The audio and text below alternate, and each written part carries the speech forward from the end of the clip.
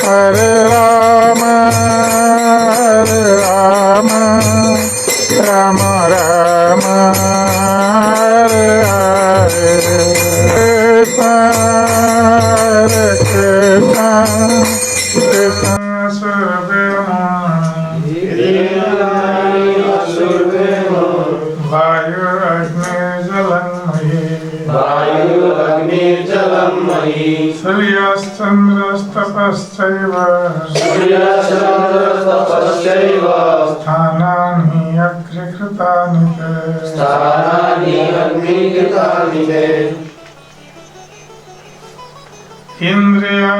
Hridindriyani Survema,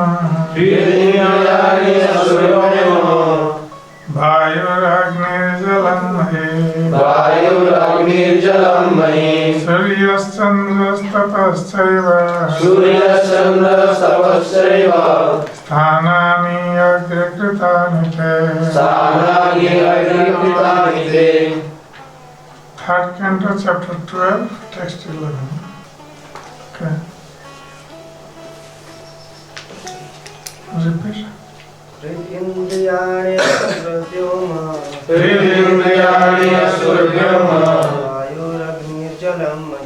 Vayur Agni Jalam Mahi, Suryastandrastapaschaiva, Sthanani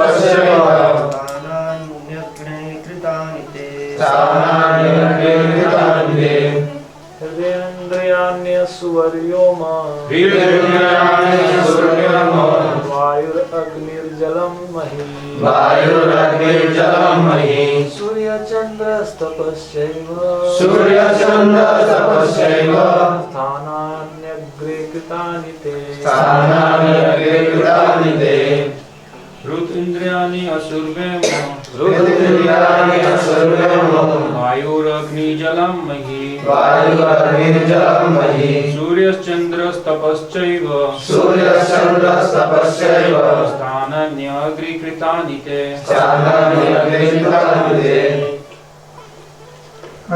Hridindriyani Survyoma,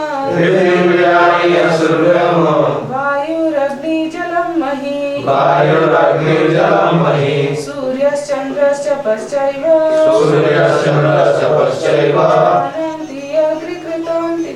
Sthanani Agrikritanite.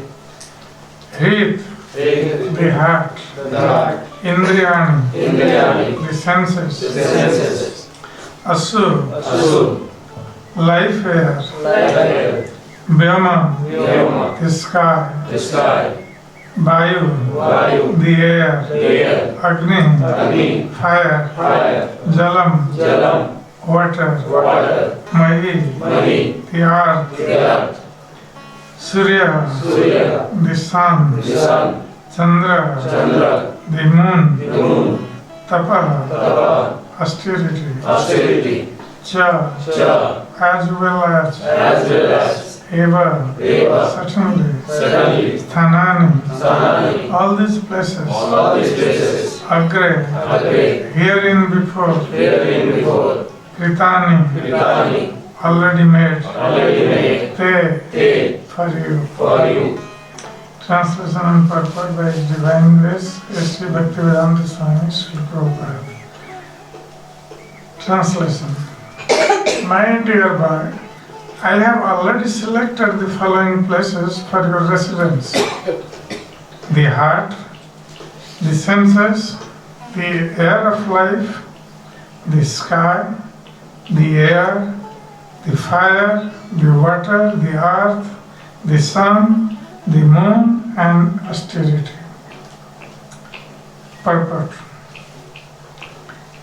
The creation of Rudra from between the eyebrows of Brahma as the result of his anger, generated from the mode of passion, partly touched by ignorance, is very significant. In Bhagavad Gita 3:37, the principle of Rudra is described. Krodha or anger is the product of Kama. lust, which is the result of the mode of passion. When lust and hankerings are unsatisfied, the element of krodha appears, which is the formidable enemy of the conditioned soul. This most sinful and inimical passion is represented as ahankara, or the false egocentric attitude of thinking oneself to be all in all.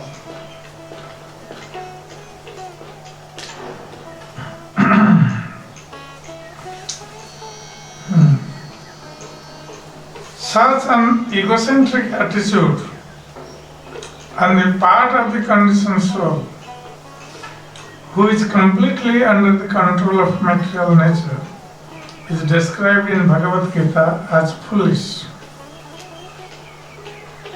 The egocentric attitude is a manifestation of the Rudra principle in the heart, wherein krodha anger is generated. This anger develops in the heart and is further manifested through the various senses, like the eyes, hands, and legs. When a man is angry, he expresses such anger with red-hot eyes and sometimes makes a display of clenching their fists or kicking his legs. This exhibition of the Rudra principle is the proof of Rudra's presence in such places. When a man is angry, he breathes very rapidly, and thus Rudra is represented in the air of life, or in the activities of breathing. When the sky is overcast with dense clouds and roars in anger, and when the wind blows very fiercely, the Rudra principle is manifested. And so also, when the sea water is infuriated by the wind, it appears in a gloomy feature of Rudra, which is very fearful to the common man. When fire is ablaze, we can also experience the presence of Rudra. And when there is an inundation over the earth, we can understand that this is also the representation of Rudra. There are many earthly creatures who constantly represent the Rudra element. The snake, tiger, and lion are always representations of Rudra.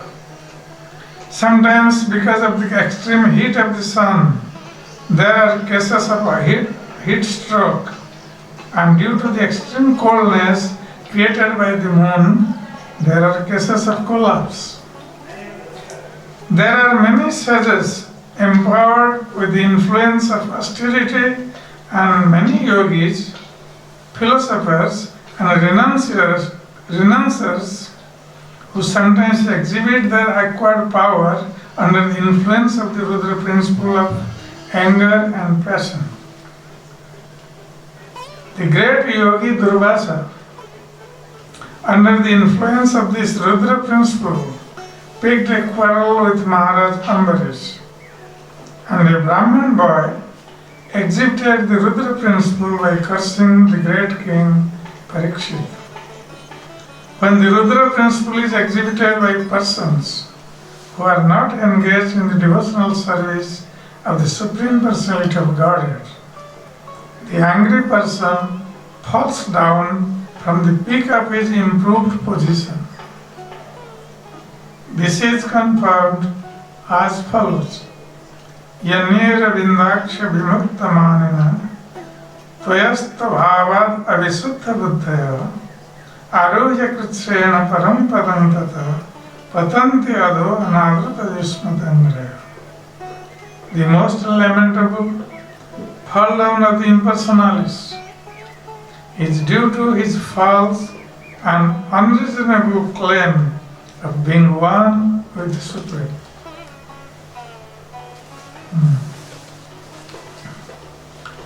Om Gyanatimirandhasya Jnananjanasalakaya Chakshurunmilitam Yena Tasmai Shri Gurave Namah. Shri Chaitanya Manobishtam Sthapitam Yena Bhutale Swayam Rupa Kadamayam Dadati Swapadantiram Vandeham Shri Guru Shri Tapadakamalam Shri Gurum Vaishnavasya Shri Rupam Sagradatam Sajanaragunatam Nitam Tam Sasajivam Sadvaitam Savadutam Paritayana Sahitam Krishna Chaitanya Devam Shri Radha Krishna Balam Sahagana Lita Shri Visakha-nitam Sa.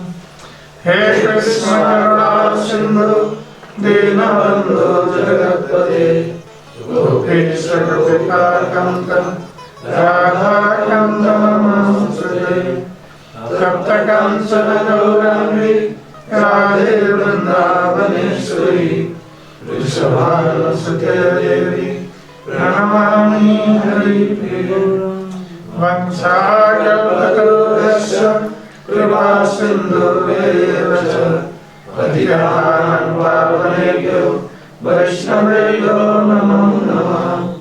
Namo Mahavadmaya Krishna Prema Pradayate Krishnaya Krishna Chaitanya Namne Vardhate Sarinam. Jai Shri Krishna Chaitanya Prabhu Nityananda Shri Advaita Gadadhara Srivasadi Gaura Bhakta Vrinda. Hare Krishna Krishna Krishna Hare Hare, Hare Rama Rama Rama Hare Hare. Hare Krishna Krishna Krishna Hare Hare, Hare Rama Rama Rama Hare Hare. Hare Krishna Krishna Krishna Hare Hare, Hare Rama Rama Rama Hare Hare.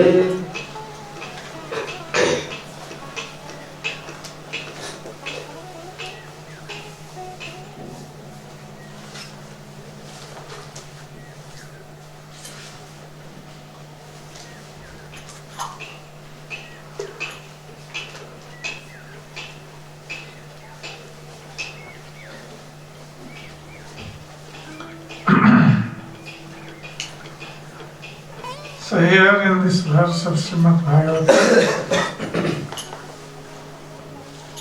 the Rudra principle has been described. So this is the beginning of the creation.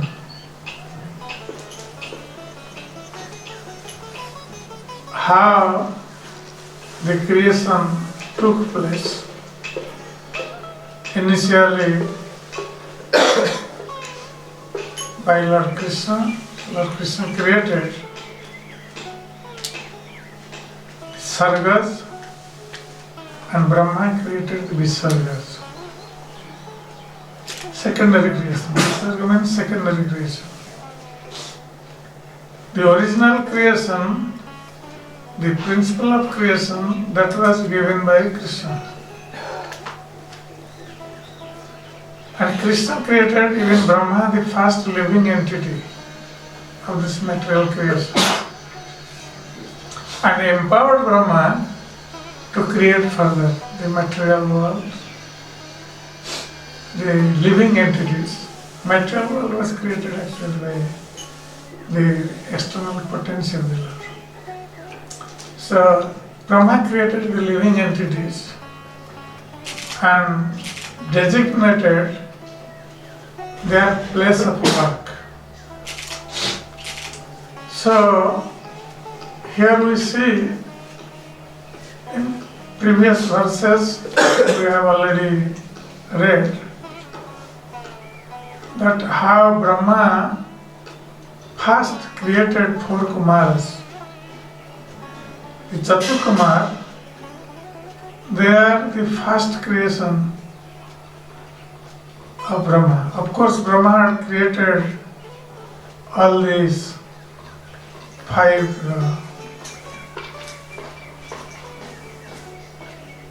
gunas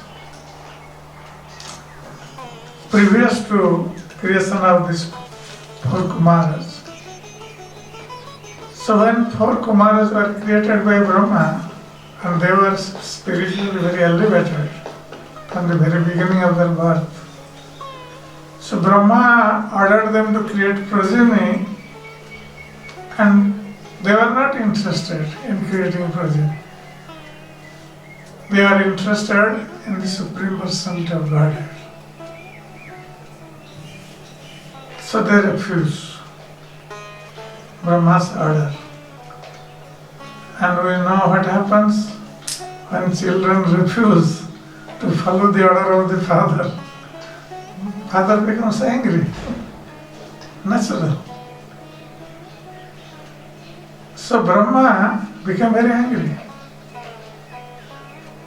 But he was also a very responsible person, Brahma, who had seen the Supreme Personality of Godhead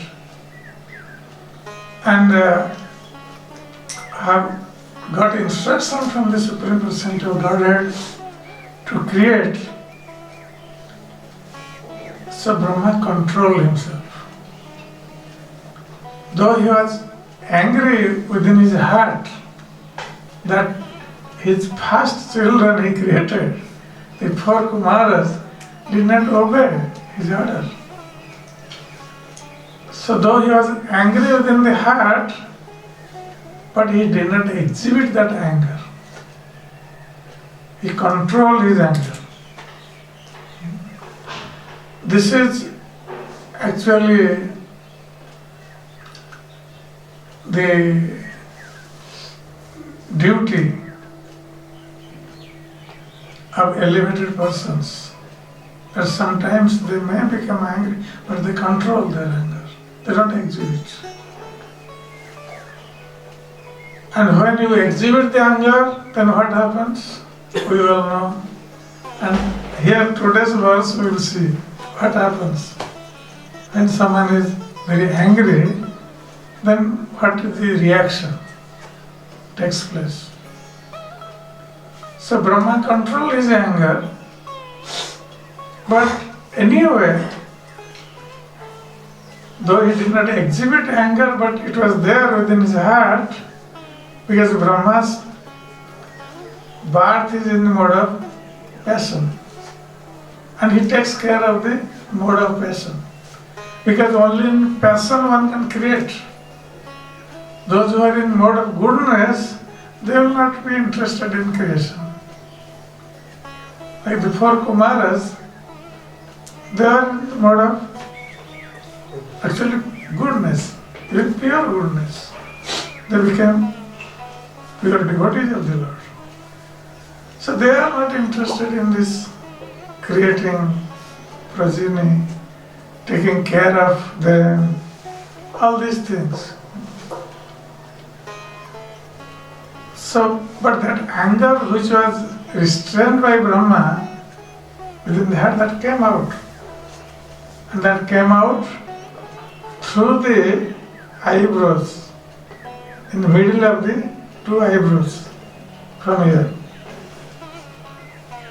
This anger came out in form of Rudra.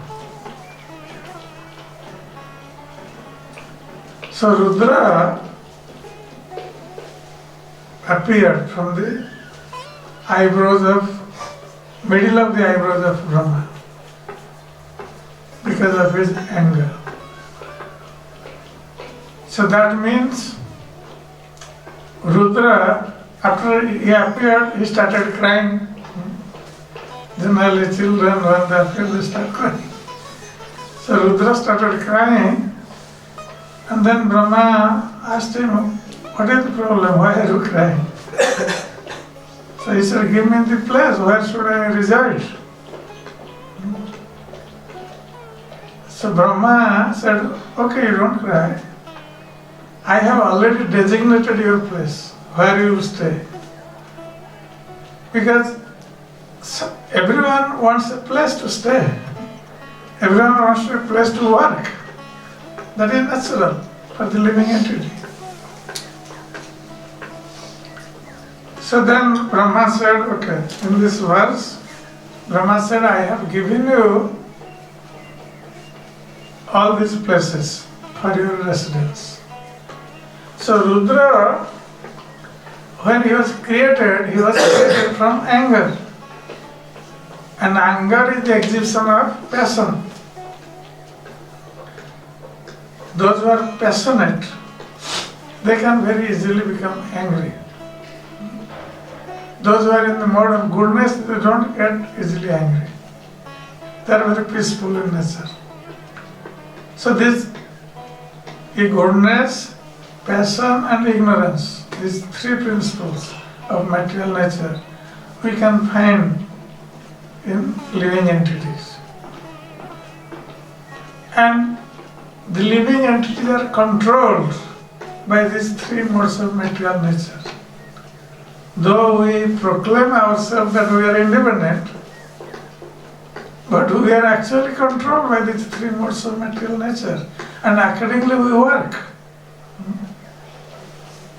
That's why in Bhagavad Gita, Krishna says, Chatur Varnam Maya Srishta Guna Karma Vibhagasa.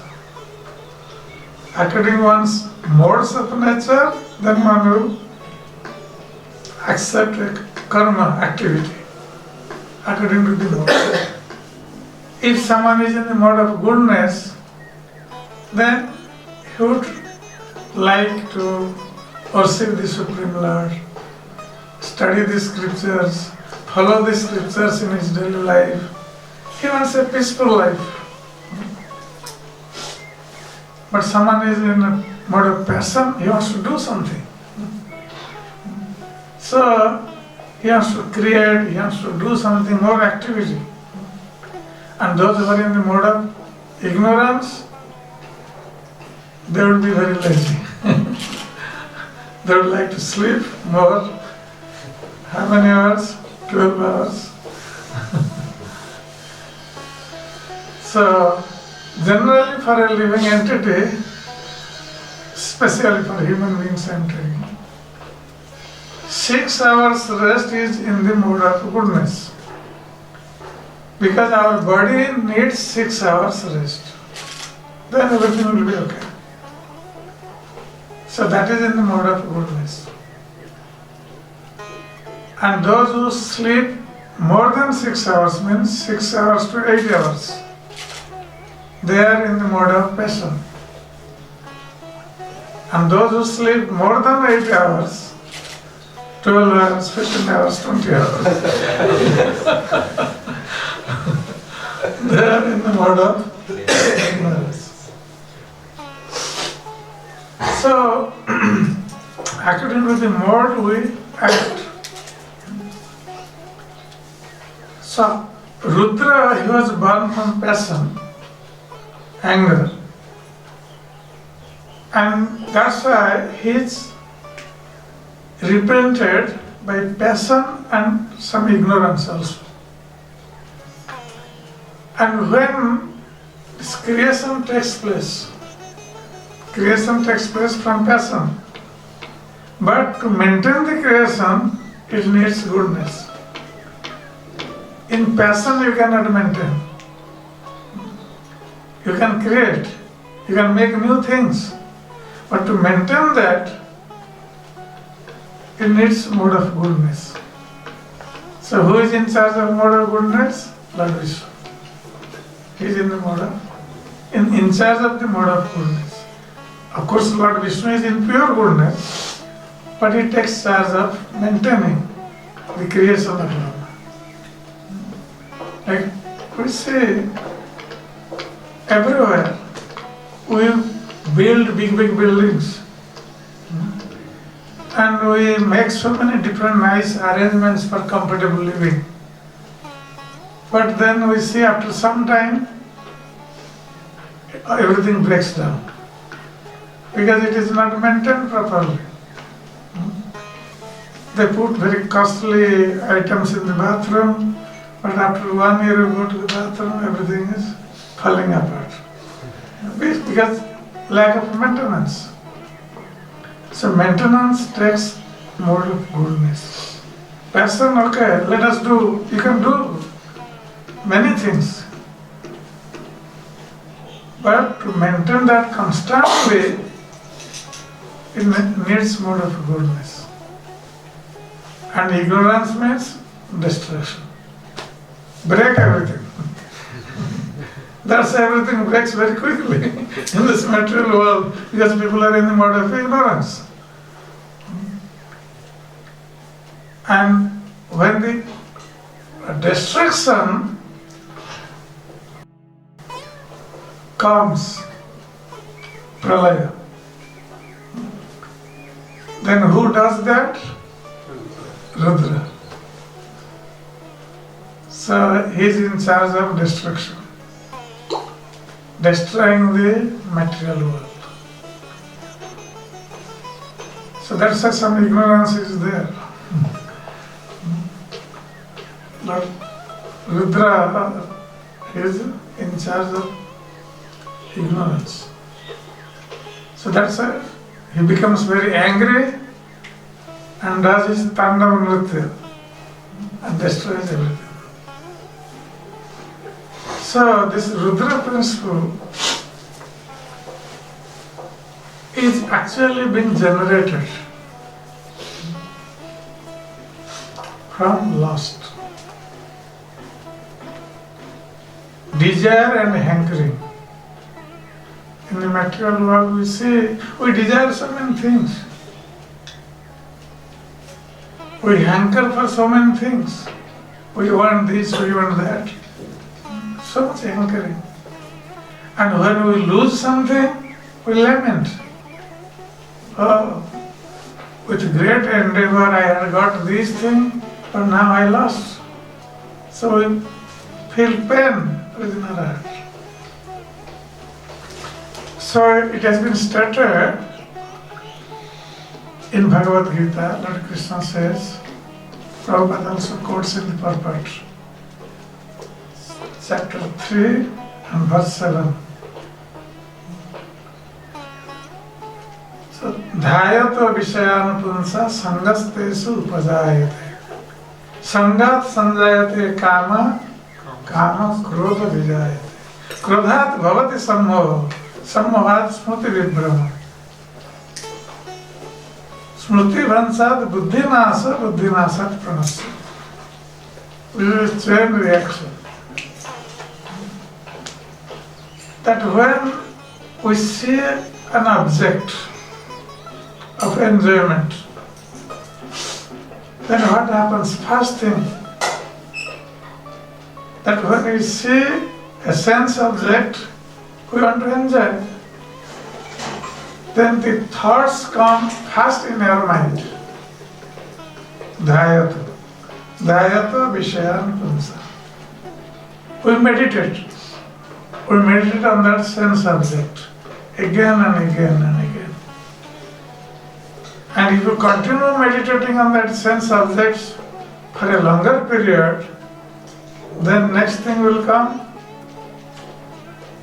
Dhyayata Vishayan Punsa Sangastesu Upadayata.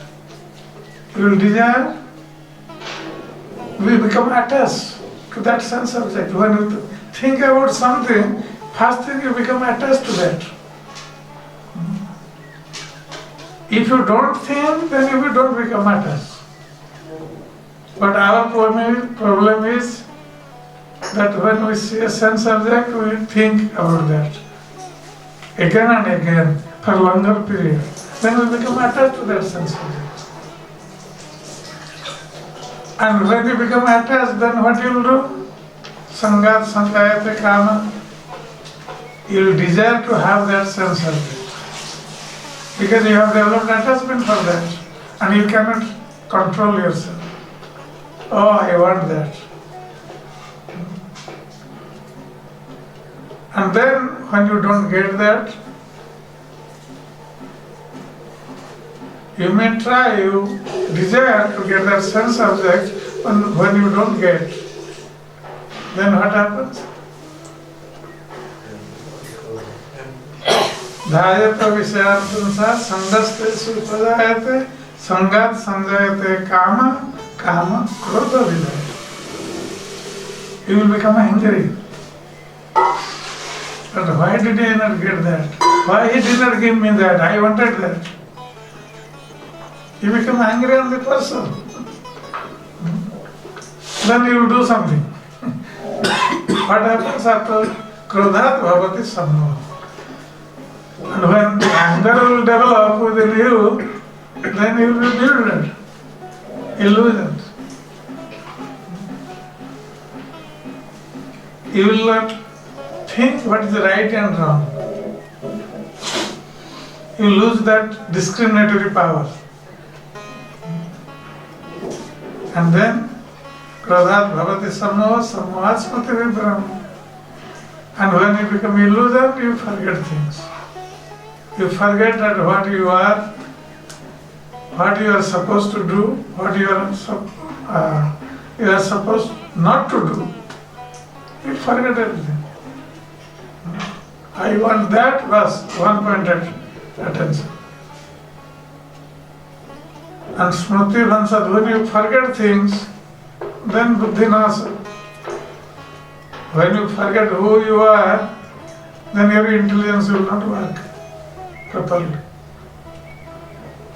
And when intelligence will not work, then you will be lost. That's why we say, people when they get angry, they do abominable things.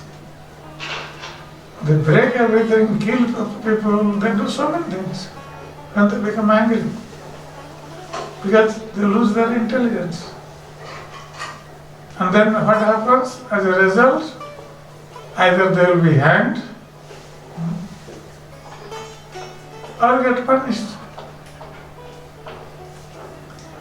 And it all started from thinking about the sense subject.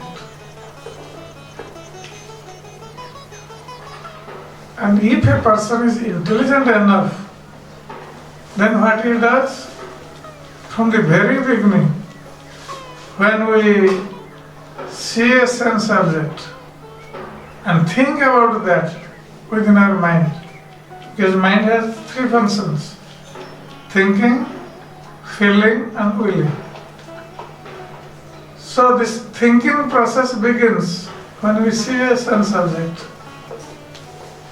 And from that time, if we will drive away that thinking from our mind, we don't think, then this thing will arise.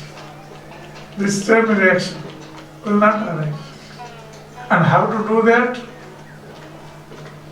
If we see a sense object, naturally we are attached to that, then we will naturally think. So how to get rid of that? When we are thinking about the sense object, we know that next thing we will develop attachment for that. So how to stop that? We bring Krishna in our mind. So take shelter of Krishna, think of Krishna. Then we forget that thing. If we bring Krishna to our mind, think of Krishna, Krishna's beautiful form,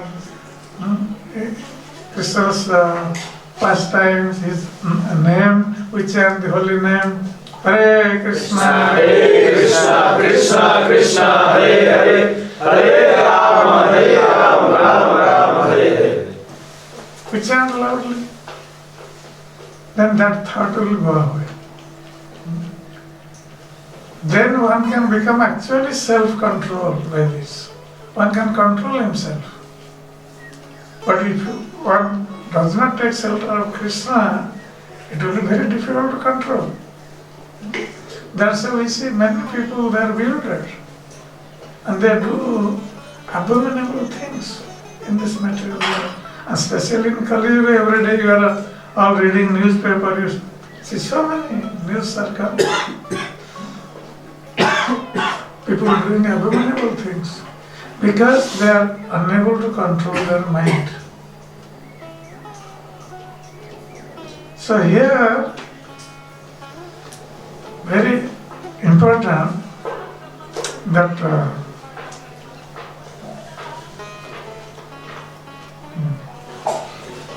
this Rudra principle has been described. Lord Brahma, he designated different places for Rudra. That means this Rudra principle, which is exemplified by anger and false ego. Because why one becomes angry? Because he thinks that he is all in all. That false ego is there.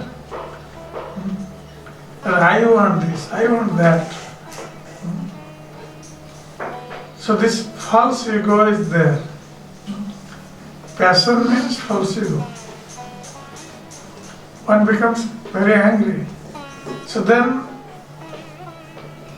Brahma gave Rudra few places for him to reside. Means that anger principle will be seen in these places. And what are those places? First thing is Hrut. Hrut means heart. So anger arises in the heart. So heart is one place, the resting place for anger. And then it says Indriyan. And when anger arises in the heart, then what happens? We see the exhibition of anger in our senses. Like Prabhupada gives the example that when someone becomes angry, I must do this. So you clench your fist. So this is exhibition of anger. Or you beat your legs when you become angry on someone. So this is exhibition of anger through the senses. Or your eyes will become red.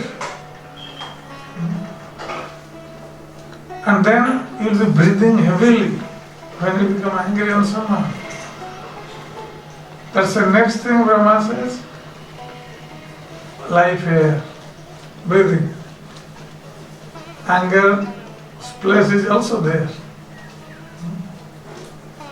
When you breathe heavily because of anger. And then it says,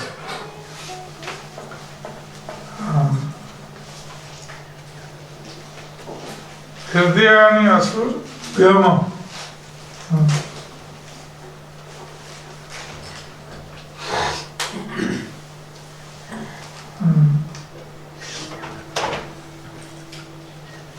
Then Prabhupada gives the example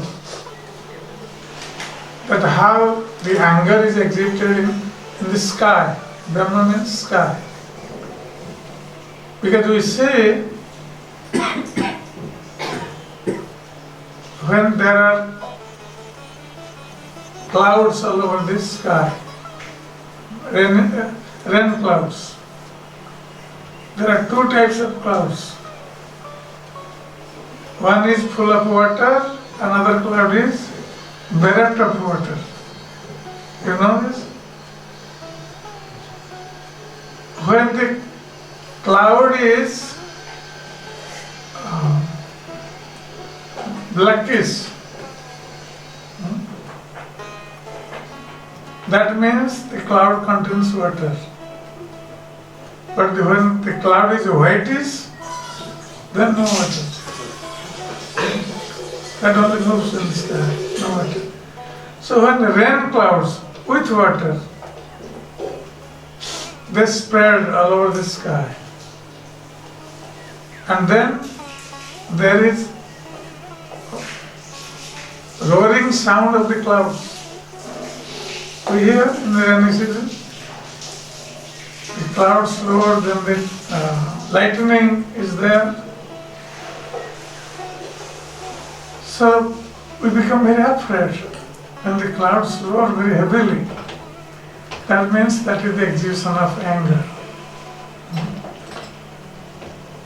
Like when there is devastation takes place, this thing happens.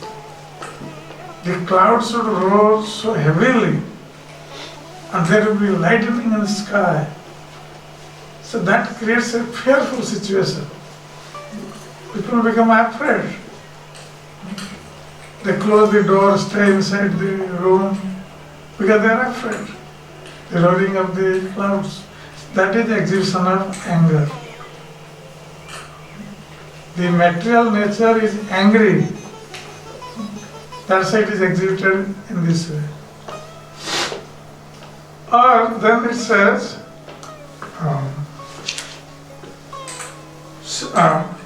Vayu Agnir Jalam Nahi.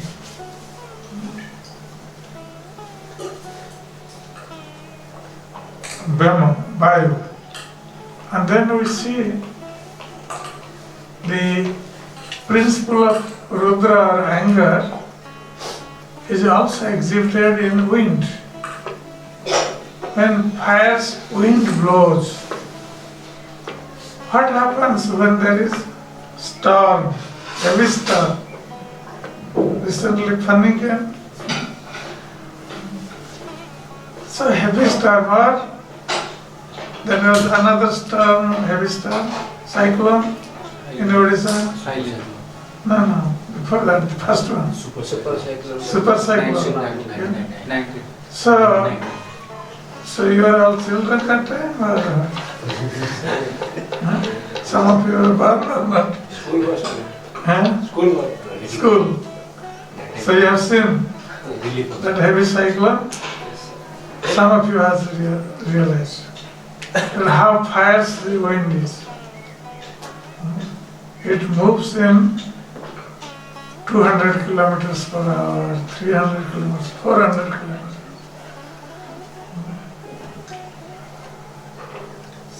And that time we had heard that the bodies were flown to the sky and was resting on the treetops.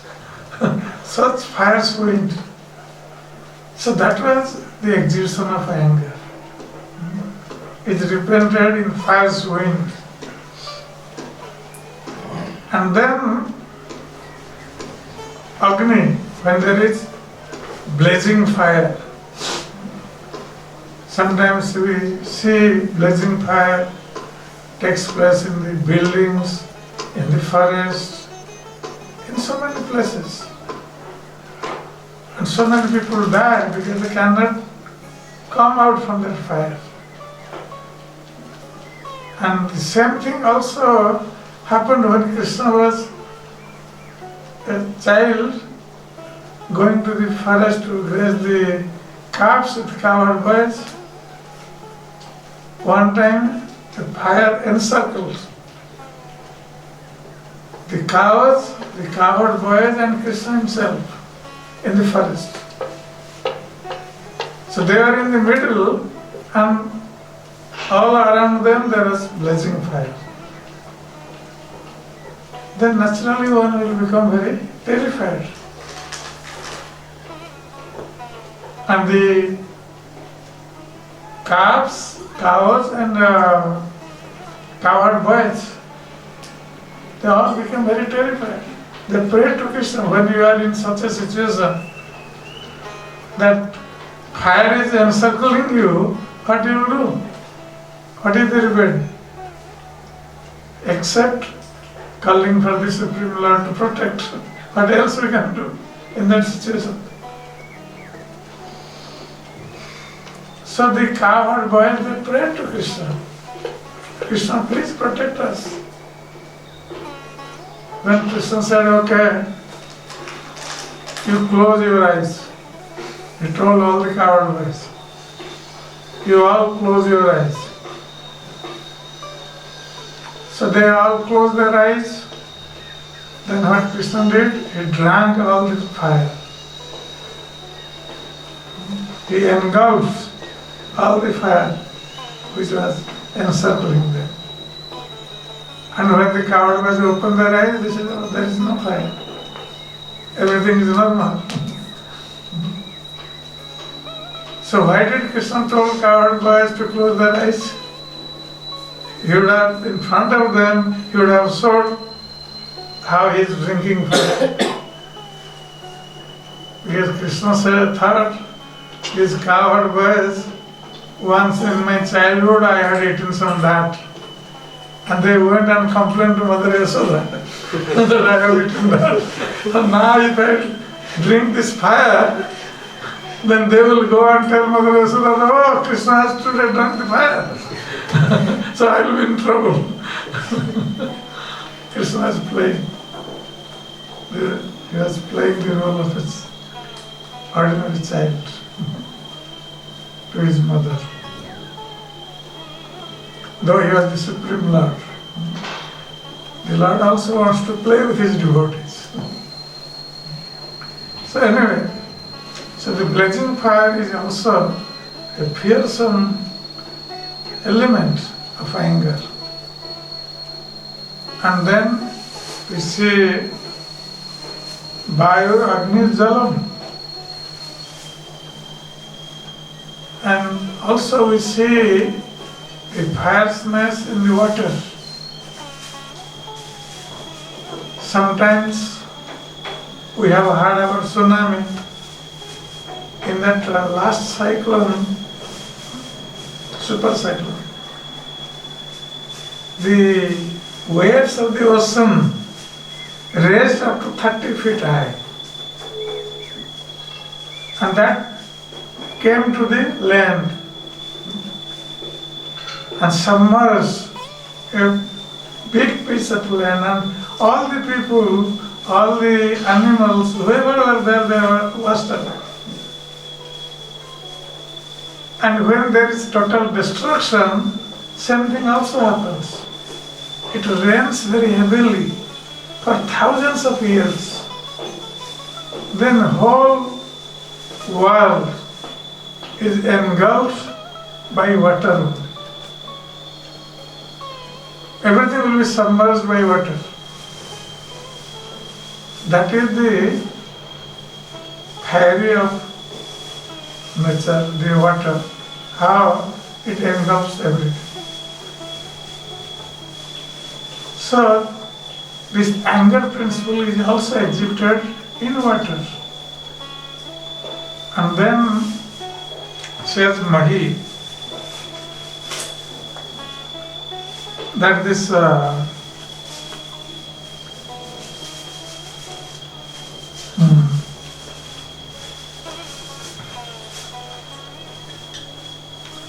so we can understand that this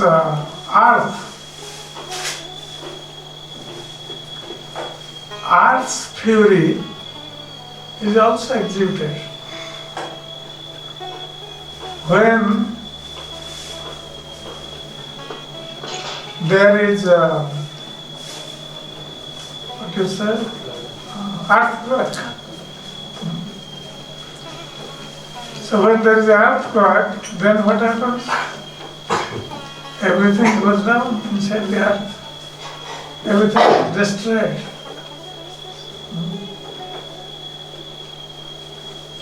So that is the fury exhibited in earth. And then also there are many earthly creatures like the snake, tiger, lion. They are anger personified. They are living in the earth and they are very famous for their anger. A serpent, if you every day keep in your house and give the serpent milk to drink. Do you think the serpent will be very peaceful? Chanakya Pandit says, what is that?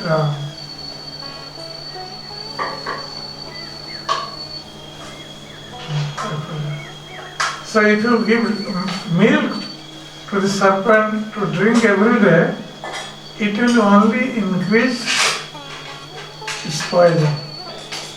That means he will become more and more angry. So there are anger personified, all these living entities. Serpent, tiger, lions. So the anger principle or Rudra principle is also exhibited in living entities. And also we see people, human beings also they become very angry. And they can cause devastation by being angry. So this anger principle is also exhibited in the earthly planet through the creatures. And then it says Surya. Then what happens when the sun is very hot in hot summer season? We become very much uncomfortable, we feel very much uncomfortable in summer season. When the sun is very hot, hot wind is blowing.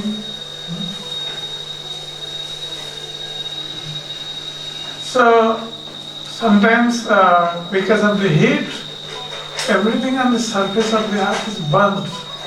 Sometimes the fire also takes place. So this is the exhibition of anger. And sometimes in winter, the moon is represented by coolness. But moon's anger can be seen when it is too much cold. And the person or a creature collapses because of too much cold. And we have seen many human beings, specifically elderly people, they die in winter because of too much cold. We have also seen these pigeons, they also collapse in cold season. We have seen that in Vrindavan cold. The pigeons will be collapsing and falling down in front of the eye. So that is the anger principle is exhibited by sun and moon in this way. And then it says, Surya Chandra Tapassaiva and austerity. So the Lord Brahma gave Lord Shiva all these places where the anger principle can be exhibited. That is the place of Rudra. And Rudra also means fearsome. So these are all the fearsome features of anger personified. So the last thing said, tapasya. So one may think how tapasya can be a principle of anger. Tapasya is not the principle of anger, but those who perform tapasya, like the great sages, they control their senses, they control their eating habits and sleeping habits, and they meditate. Some of them meditate on the Supreme Lord, some of them meditate on different demigods for their material motive. Specifically those who meditate on the Supreme Lord, they don't exhibit anger principle. They become very peaceful because the Supreme Lord Krishna, he is in the mode of pure goodness. And when we meditate on him, chant his holy name, we acquire that quality of pure goodness. But those who are worshipping Lord Rudra, Shiva, or different demigods, they may perform austerity for some material motive. And when they acquire the result of their austerity, like here in purport, Srila Prabhupada has given the example of Durvasa. We all have heard about Durvasa. So Durvasa, he was a great sage and very powerful sage, and he got this power, mystic power, because of his austerity. But then what happened? Because he was successful in his austerity and got this mystic power, so his false ego increased. When you become very powerful, naturally one will develop false ego. And from false ego, anger will come. When someone is too much in false ego state, then he will exhibit anger. And Durvasa Muni, he was very famous in the history for his anger. That's why when we see someone becoming very angry or becoming very easily angry, then we quote, oh, he's like Durvasa. Because Durvasa is repented by this anger. And he is acquiring this anger because of his austerity. So that austerity which gives rise to false ego and then anger is also a place of anger. So what Durvasa did, because of this anger, he offended a great devotee of the Lord, Maharaj Ambarish. He could not understand that his anger should not be pointed towards a great devotee of the Lord, because he lost that discrimination because of false ego and becoming angry from there. Krodhat bhavati sammoha. Because of his anger, he lost the sense of discrimination. And he became angry on Maharaj Ambarish because he had just drank some water. Because he was performing this Ekadashi Vrata and he has to break the Ekadashi fast. But before they are doing Ekadashi, Nirjala Ekadashi, without water. And Durvasa Muni came in between, before Maharaj Ambarish could break his vrata, and he invited him to take prasad, but then he said, no, I have to go to the Yamuna, take bath, then I will come. And by that time, Parana time was getting over, so Maharaj Ambarish was in a dilemma, what to do. If he does not do Parana, then all these years, Brata will become fruitless. And now guest has arrived like Durvasa and he has not fed him. So how can he eat without feeding the guest? So he was in a great dilemma. He consulted his what Brahmins, and it was decided that okay, because Maharaj Ambarish cannot eat grains because he has not fed Durvasa, so he can at least drink water and break his fast, because he was fasting from water in Ekadashi. So he just drank some water. And when someone drinks some water, it is not considered that he has eaten. But Durvasa Muni took that offense.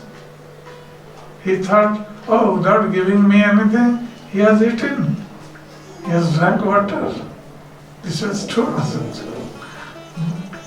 Durvasa Muni became angry and wanted to kill Maharaj Ambarish for this small thing. And then we know what happened to him. How Krishna protected Maharaj Ambarish. And Krishna's own disc, Sudarsana, ran after Durvasa Muni to kill him. And he had to go to Lord Brahma, Lord Shiva. At last he went to Lord Vishnu. And Vishnu also refused. Said, no, you have committed offense at the lotus feet of my devotee, so I cannot forgive you. The Supreme Lord, he would have ordered his disc, okay, resist, Sudarsana. Just give up this poor fellow. But Lord Vishnu did not do that. He said, no, I am under the desire of my devotees. Whatever my devotees would desire, I will do. I am not independent. So if you want to be protected from Sudarsana, then you go to the same person, Ambarish Maharaj, whose lotus feet you have committed an offense. If he forgives, then you will be rescued. Otherwise not. So that is the way how Lord Krishna gives importance to his fully dedicated devotees. Ambarish Maharaj is fully dedicated, though he was a king. But he was fully dedicated for the service of Krishna. He did not even bother how to protect his kingdom from the enemies. That's why Krishna gave this Sudarsana disc to Maharaj Ambarish to protect his kingdom and protect Maharaj Ambarish, because he was always engaged in Krishna service. So the Lord was protecting Maharaj Ambarish. And this Durvasa Muni committed offense. Because of his austerity, he became very proud and he exhibited his anger. So this austerity also gives rise to anger. It has been stated in Srimad Bhagavatam. Oh, I'm getting too late. Okay. So Maharaj Ambarish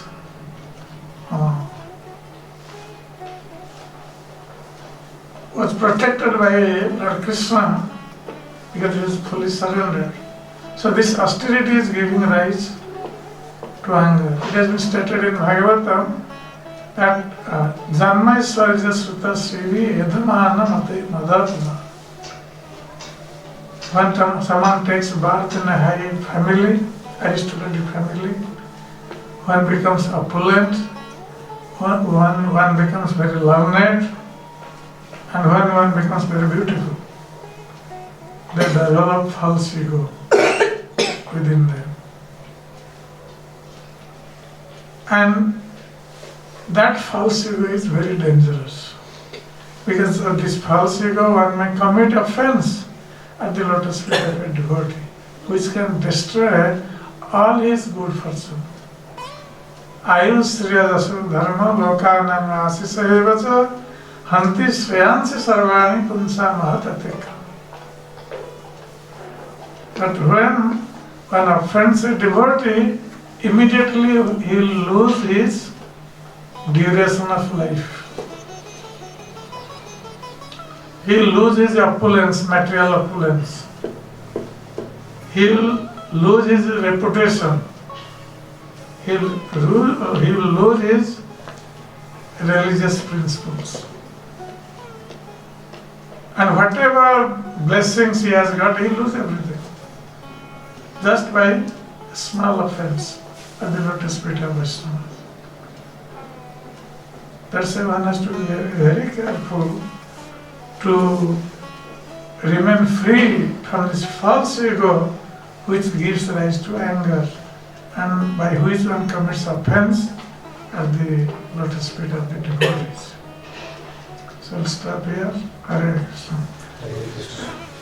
I have taken much time. So I think, should we take questions or we'll just stop here? I don't know if it's too late. Okay. Today is Saturday. And Today is holiday? Holiday. Oh, that's why you are sitting. Okay.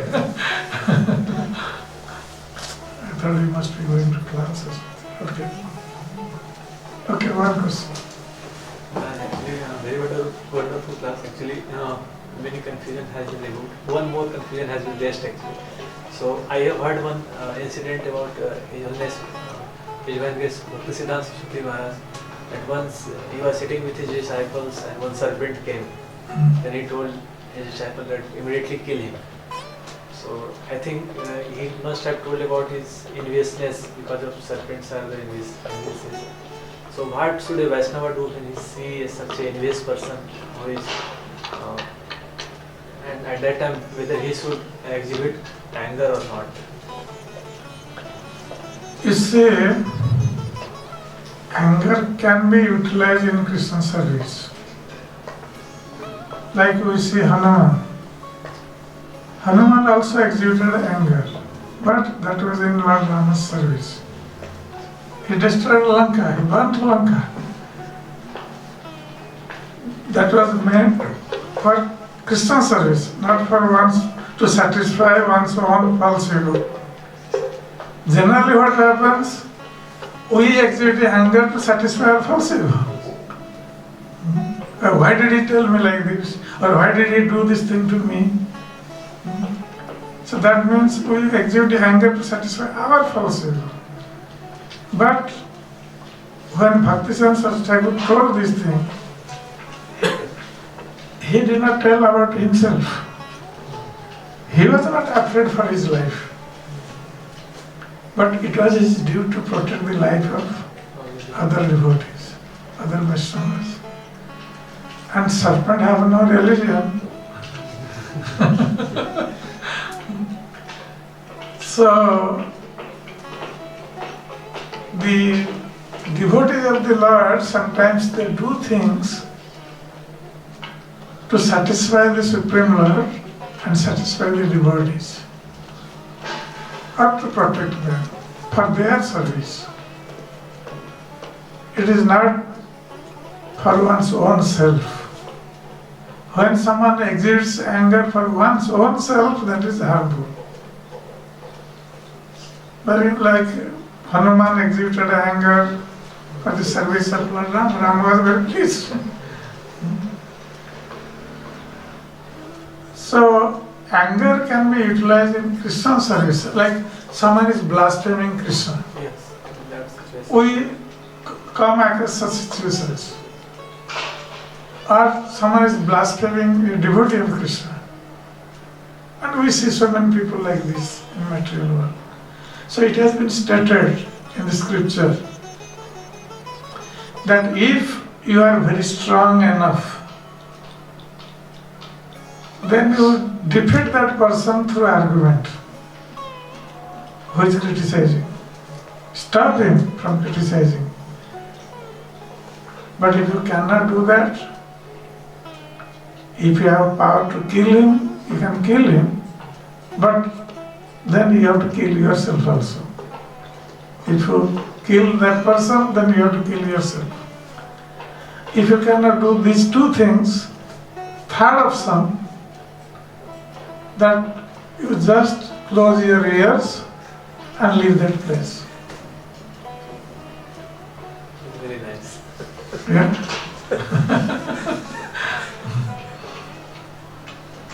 So in this way we react to the blasphemy of the non-believers. But we don't stay there and hear his criticism. Then that becomes offense. in our part, we lose our good qualities. If we just sit there or stay there and one is blaspheming, we are just listening, then we will lose our devotional service. So that's why we just leave that place. If we cannot stop him. If you have to stay there, you close your ears, so you don't listen. Second one, why to kill ourselves? Pardon? Why to kill ourselves? If we will kill him, suppose, if he is doing wrong. Like Hanumanji, he has did with the Ravana, but he did not kill himself. No, he punished Ravana. He punished them. Then there was no point of killing him. He did not kill anyone. He just burned. So it has been stated in the scriptures that you kill that person and you kill yourself because you heard the blasphemy of the Supreme Lord from him. So you don't want to keep yourself alive anymore. You are so distressed. Yes, sir. So 3 options are there. Like the kings, they used to do. Well, of course, kings have the power to punish, but we don't have the power to punish someone. But because someone is blaspheming, if we are killing him, then we also kill ourselves. Hare Krishna. Oh, some more questions. Okay, Mataji, we can take questions or it is late? No, it's not late. No. Okay. Okay. It is said that God and God's name are each independent. So sometimes while doing japa and meditation, what is the major doctrine difference? Japa we just in mouth we chant the Lord's holy name, and meditation we meditate upon the Supreme Godhead. Actually, sometimes sitting and thinking about Godhead and chanting the name of holy name. So which is more better, and sometimes chanting we feel that we do not feel chanting and we think about Lord Krishna. Then which one is recommended actually as per the scripture? As you said in the beginning, there is no difference between the Lord and His holy name. So whether you are meditating on the holy name of the Lord or meditating on the form of the Lord, it is all the same. No difference. Actually, the process of chanting is that when we are chanting Hare Krishna Mahamantra, Hare Krishna, Krishna Krishna, Hare Hare, Hare Rama, Rama Rama, Hare Hare. So that means we are meditating or hearing. Hearing means also meditation. Because if you are not concentrating on chanting, you cannot hear. You may be chanting from your mouth, the words are coming, but you may be thinking something else. That's why we have been instructed that when we chant, we hear also. Okay? So chanting and then hearing. So hearing, chanting took place, 2 things simultaneously. We are chanting Hare Krishna, then hearing Hare Krishna. Then next thing what will happen?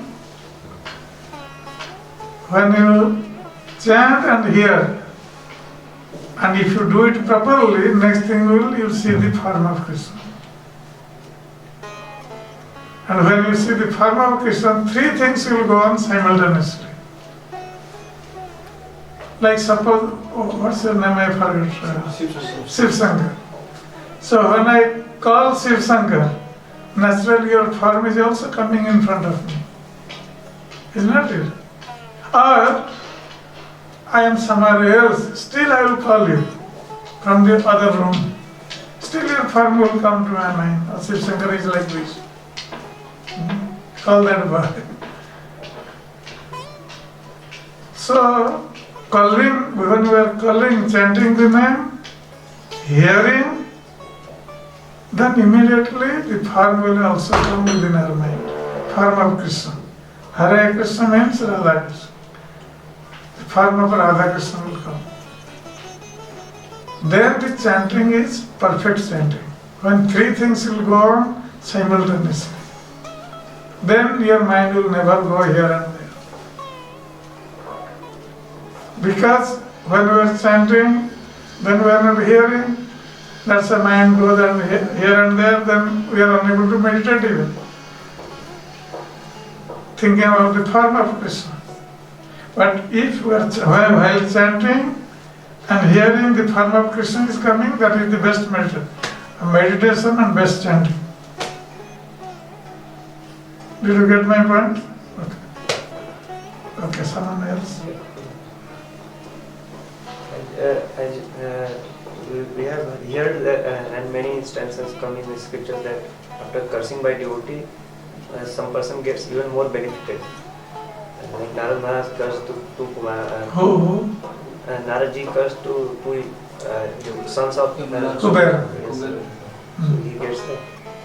My question is there any instance that after cursing from devotee, he goes away from Krishna, from devotion? When devotees curse, they don't curse to take revenge on someone. Because devotees are not revengeful. They are more merciful. They want to deliver the fallen conditioned souls. And they know very well the conditioned souls have the tendency to commit offenses. So when they curse, so they curse for the benefit of their devotee. Like Narad Muni cursed Manigriva and Naukubera for their benefit because they are intoxicated and they forgot their duty. They are so intoxicated that they forget about their duty towards the central persons. That's why when Narad Muni cursed, he cursed them to bring them to their senses. Because of intoxication, they had lost their senses. So to bring them to their senses so they can understand who they are and what is their duty. And when they got cursed by Narad Muni and they prayed to forgive them later, and they came to their senses after the curse. They prayed to Narad Muni to forgive them. So Narad Muni said, okay, I have given the curse, I cannot take it back. But you become trees in the courtyard of Nanda Maharaj. That became a blessing for them. Because they are personally delivered by Supreme Lord Krishna. Though they had to wait for so many years as trees in the courtyard of Nanda Maharaj. But at the end, they got Prema Bhakti, which is not easily available. So the great devotee's curse is always, though externally it seems a curse punishment, but it is meant for the benefit of that person. That is your question. Or what else? Is there any curse which takes divinity away from Krishna? Is there instances in Devotional shastras? Do you see any instance like that? Is it possible? I don't think it is possible. Devotees will never want someone to go away from Krishna. They always want to keep everyone in the service of Krishna. That is their desire. When Nityananda Prabhu went, Jagai Madhai, they committed offense, they broke the pot on the head of Nityananda Prabhu. Chaitanya Mahaprabhu was going to punish them, but Nityananda said, no, this is not your mission to punish. If you want to punish, then how many people you want to punish? In Kali Yuga, everyone is sinner. So please forgive them and make them your devotee. That is our mission. So, the devotees, they don't actually cause someone to go away from Krishna consciousness. Even sometimes we see people, they don't observe the principles of Krishna consciousness. And I have heard one time Srila Tamal Krishna Maharaj was telling about Prabhupada, that one devotee, he had taken initiation from Prabhupada and later on he associated with a Mayavadi yogi. And did not come to the temple, did not associate with the devotees. And he must not be following the principles also, or must not be chanting, because he was staying with a Mayavadi yogi. So then it was reported to Srila Prabhupada that devotee, he is staying with Mayavadi yogi and he is not following the principles. So we should declare him that he is rejected from ISKCON. He is no more ISKCON devotee. Then Prabhupada said no. Prabhupada said, you don't know how Lord Nityananda is merciful.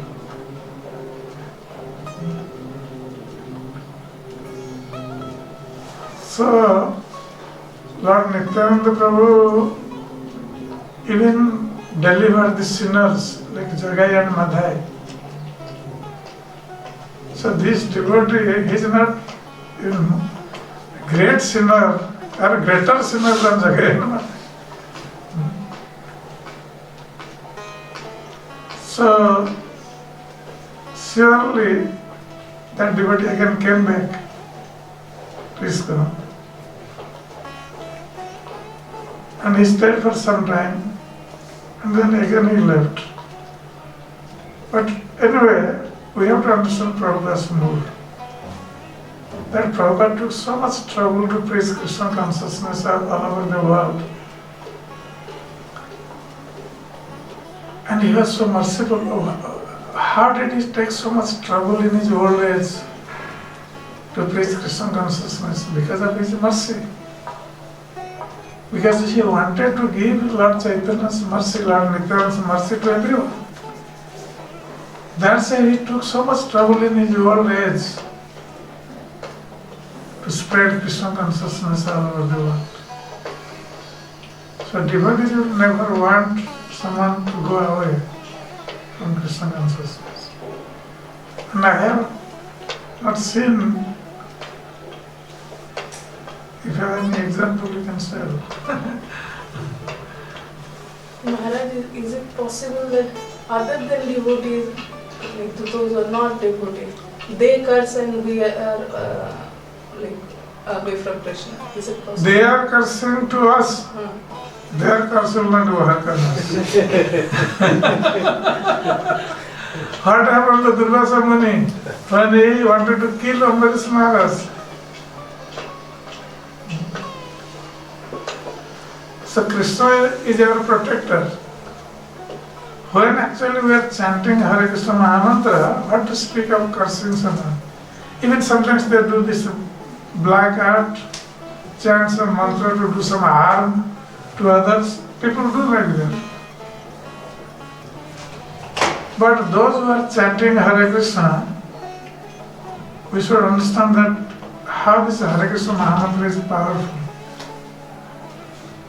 But when we chant Hare Krishna, a safety ring is created around us.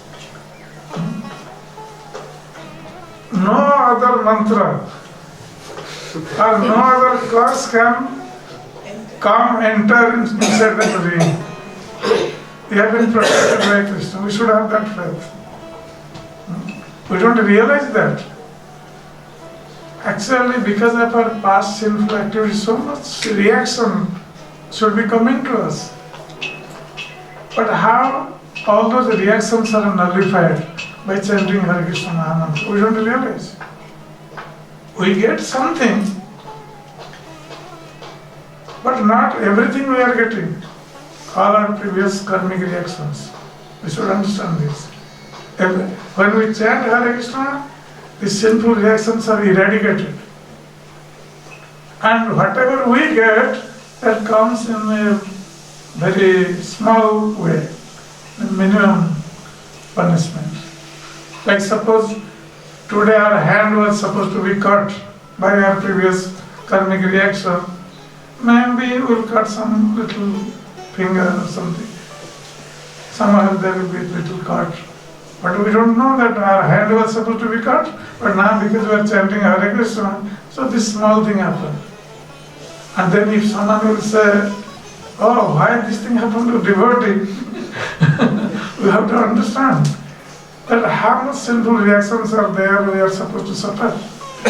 So Krishna is minimizing those reactions because we have taken shelter of Krishna.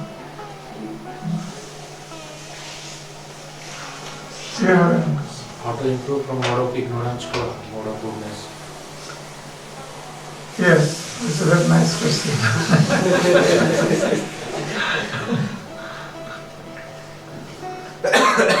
So there is no medicine for that, but only medicine is chanting Hare Krishna sincerely, taking shelter of Krishna, and be engaged in Krishna's service sincerely and associate with the devotees sincerely. Then we will be lifted from this mode of ignorance. That is the only way. When we associate with people, those who are in mode of goodness, then naturally we will come out from this mode of ignorance and passion. We will become like them. And when we will be engaged in this service of Krishna, chant Hare Krishna, whatever these principles have been given in the scriptures and given by Srila Prabhupada, it is actually meant to uplift people from the mode of ignorance and passion to mode of goodness. And then we will be promoted to pure goodness when we become pure devotees of the Lord. So this principle is actually meant for this, to be uplifted. Like suppose someone likes sleeping. I was telling that those who are in mode of ignorance, they like to sleep more. And they become very lazy. They don't want to do anything. Eat and sleep. But Prabhupada has made our system in such a way that you have no time to sleep. When did you sleep? Last night? 12 o'clock or 11 o'clock, whatever something. Then some of you came for Mangalarti also. Then how many hours you slept? So where will be the mode of ignorance? You don't have enough rest? Those who are not attending the Mangalarti, their time the mode of ignorance more heavier than mode of goodness. So we are You see, we need 6 hours rest minimum for our body. If someone could not attend because of late night program, that can be excused for one day. It doesn't happen all the time. But our regular program is, you go to sleep at 9 o'clock or 9:30 at best. Get up by 3 or 3:30. Take bath, attend Mangalarti, chant your rounds. So this is mode of goodness. When you get up early in Brahma Muhurta, attend Mangalarti and chant your rounds, then all your mode of ignorance will go away. It will not be there. And so many people's life has been changed because of this process Prabhupada has given. Those who have joined the temple And those who are not joining the temple, but like all of you, this is a temple. All temple program is going on here. So if you come here and attend Mangalarati, then where will be mode of ignorance? There will be no mode of ignorance. So this process is actually meant to elevate one from the mode of ignorance and passion. So one will automatically come to the mode of goodness. Okay? Oh, one more. I don't want to miss the opportunity. Actually, what is the purpose of human life? So why the human body is made for actually? And from morning to till late night, whatever we are doing, what is the made for? Why we got this human body actually? Because in that body, what is the purpose, main purpose for our human body? Very good question. That after getting material bodies for so many lifetimes, we get this human form of life, that's why it is called very rare. But this human form of life is also very fruitful. Though it is rare, it is very fruitful. When we understand who are we and what is our duty and what is our goal of life. If in this human form of life we understand these things, that who are we, what is the relationship with the Supreme, and what is our duty, what is our goal. If we understand this and pursue to attain that, then human form of life is successful. And if you don't do this, you just carry on your life for eating, sleeping, mating and defending like the animals are doing, then even if you have got a human body, you are no better than animals. You are doing the same thing what animals are doing. That's why this is the greatest opportunity in human form of life to understand this. That's why Krishna spoke Bhagavad Gita for human beings. Krishna did not speak for animals. That human beings, like suppose now you are studying here in IIT, tomorrow you can become a professor. So then you will identify that I am a professor and this is my duty as a professor. Someone is a doctor, he will identify that I am a doctor, so this is my duty. Someone is an engineer, he will identify I am an engineer, this is my duty. So first is identification, what you are identifying yourself with. Then your duty will be determined. So when we understand that my identity is I am a spirit soul, not this material body, and part and parcel of Krishna. So my duty is to serve Krishna. This is my prime duty, prime goal of life. And all other duties, like suppose we are in material world, we have to survive, we have also family, so we have some duty towards them, so we need money for that.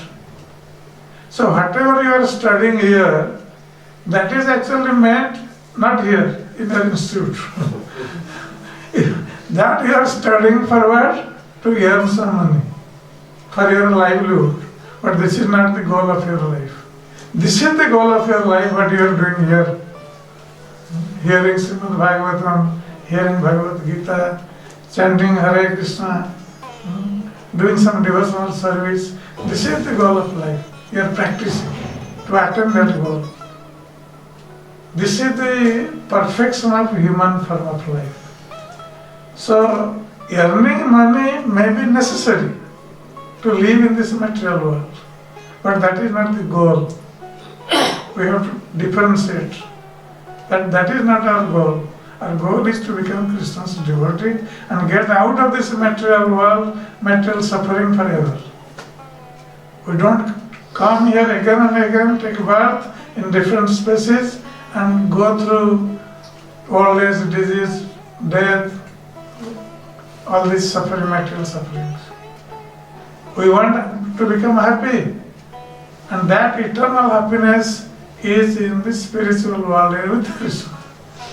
So the devotees there, they are very beautiful. Like Krishna is very beautiful, the devotees there serving Krishna, they are all beautiful. We cannot even imagine how much beautiful they are. And they are always young, ever young. They never grow old, they never get disease, they don't die. And they eat whatever they like. They don't feel hungry, but they can eat whatever they like. And they can go anywhere according to their desire. Even they will not need a vehicle. Here, if you have to go somewhere, you need a vehicle. But the devotee in spiritual world, they don't need anything. And even in Vaikuntha world, there are vehicles. And those vehicles are super vehicles, made of gold. Our vehicles are made of plastic. But they have vehicles made of gold, chariots, Viman, the airplanes made of gold. And there is no engine. And no need of pilot also.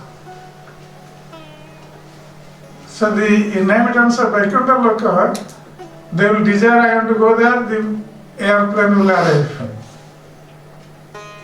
They will sit, and wherever they desire, the plane will take them to that place.